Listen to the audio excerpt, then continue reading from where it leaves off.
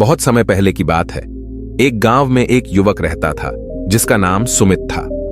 सुमित बहुत ही बुद्धिमान और सुखी आदमी था, लेकिन एक समस्या थी। वह हमेशा अपने विचारों और आलोचनाओं के बारे में चिंतन करता था और अपने दोस्तों के साथ बातचीत में अकेला रहता था। एक दिन सुमित ने गांव के एक साधु के पास जाने का निर्णय किया। यह साधु बहुत ही प्रसन्नमुखी और शांतिपूर्ण थे और उनके पास एक अद्वितीय शक्ति थी। वे मौनी थे। उनके चेहरे पर सदैव एक प्रकार की आनंदमयी मुस्कान बसी रहती थी जो सभी को प्रभावित करती थी। सुमित ने साधु से मिलकर उनसे बात करने की कोशिश की, लेकिन साधु ने उसे सिर्फ अपनी मुस्कान से ही जवाब दिया। सुमित हेरफेर करके उसे समझने की कोशिश किया, पर साधु ने फिर भी कुछ नहीं कहा। सुमित थोड़ा हैरान हुआ, पर फिर सोचा कि उसको अपनी आत्मा को समझने का समय देना चाहिए। सुमित ने साधु के साथ वक्त बिताने का निश्चय किया और दिन दिन उनके साथ रहकर उसने एक अद्वितीय बात सीखी, मौन की शक्ति। साधु ने उसे यह सिखाया कि जब हम अपने विचारों को चुप रखते हैं तो हम अपनी आत्मा को सुन पाते हैं और हमें अपने जीवन के महत्वपूर्ण तथ्यों का अनुभव होता है। सुमित ने इस शिक्षा को अपनाया और अपने दोस्तों के साथ अब ज्यादा बातचीत करने की बजाय उन्होंने सुनने का अभ्यास किया। वह अब अपने जीवन को और अधिक संतुलित महसूस करने लगा और उसकी आदतों में सकारात्मक परिवर्तन आया। फिर एक दिन जब सुमित अपने गांव में घूम रहा था, वह एक अजीब चीज देखा।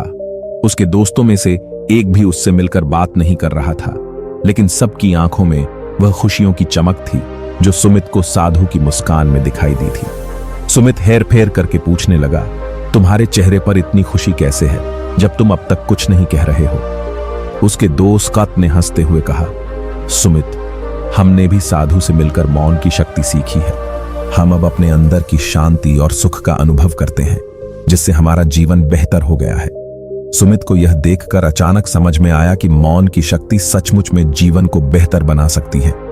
वह अब समझ गया कि विचारों को सुनने की कला कितनी महत्वपूर्ण है। जब सुमित ने मौन की शक्ति का अभ्यास करना शुरू किया तो वह अपने जीवन में एक नई दिशा में बदल गया।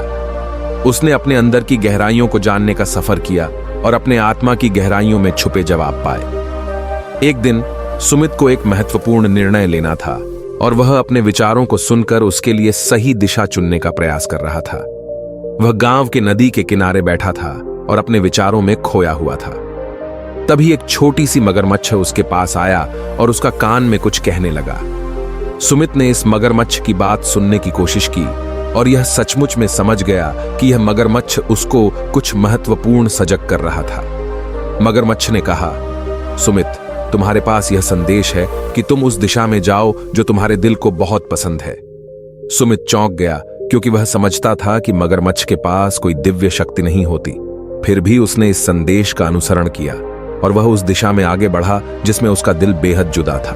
कुछ सालों बाद सुमित ने उसी दिशा में एक सफल व्यवसाय खोला और उसकी जिंदगी में खुशियों का बहार आया। वह अब एक खुशहाल और संतुष्ट आदमी था जिसने मौन की शक्ति के माध्यम से अपने जीवन को सफलता और सुख की ओर बदल दिया। इस कहानी से हमें यह सीखने को मिलता है कि जब हम अपने आत्मा की आवाज को सुनते हैं और अपने दिल की बात सुनते हैं तो हम अपने जीवन को सफलता और खुशियों की ओर ले जा सकते हैं।